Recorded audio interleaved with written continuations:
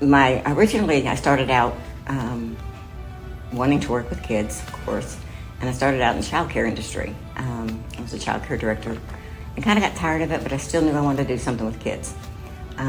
So an opening came up in the child nutrition program, and applied for the job as a secretary for child nutrition.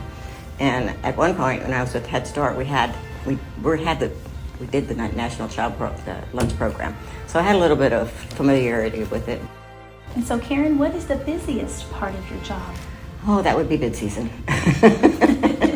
And the first bid season starts in late August and ends in February.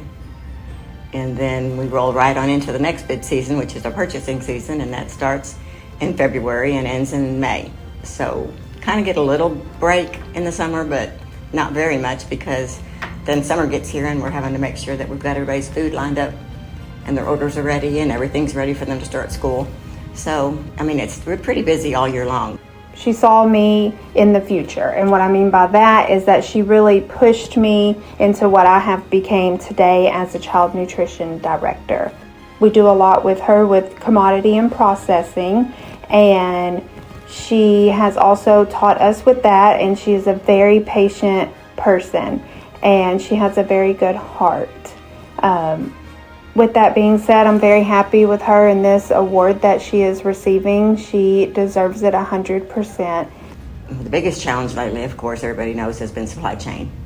Since COVID, it's been a nightmare, but we've all worked together really hard to get through it. Another thing is our state agency is changing a lot of things and making a lot of changes. So just trying to keep all the directors and co-op members that we have in compliance with everything, and making sure that they're meeting deadlines and all the stuff that they're supposed to be doing with all the changes has been very challenging, but we're doing it. And how about the successes? What would you say some successes for you are? The main success to me is that we are making sure, and the districts are staying in compliance, and everything's going well for them. They've had a good year of school. This school year's been great. We've started off on a really good foot. What are some tips that you would tell other directors to handle this lofty challenge? First thing I want to tell them is you're not going to learn this in a day. You're not going to learn it in a week. You're not going to learn it in a month. It's going to take time. Once you learn it, you'll know it. You'll learn it. But I want them to know that I will be there with them every step of the way. She's been our rock. I've been in this business for 30 years, and she started out as a food service director, and like many of us, she lives and she breathes child nutrition.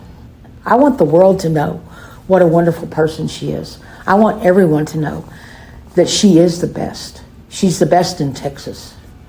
First and foremost, I love the interaction that I have with all of our member districts. We have 64 member districts that I get the opportunity to work with and train, but really I enjoy teaching.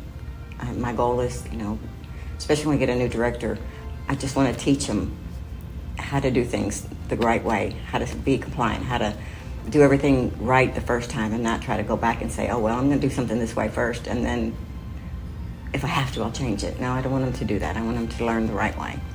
So tell me, what does winning the FAME Award mean to you? Well, I never ever in my wildest imagination thought I would ever be nominated for an award like this. I'm very humbled. I feel very blessed. And to be nominated for something that you actually love doing, I think is the best part of it. Because I really do enjoy what I'm doing. I like working with everybody. And it's amazing. Like I said, I don't know how to react, because I wasn't expecting it at all.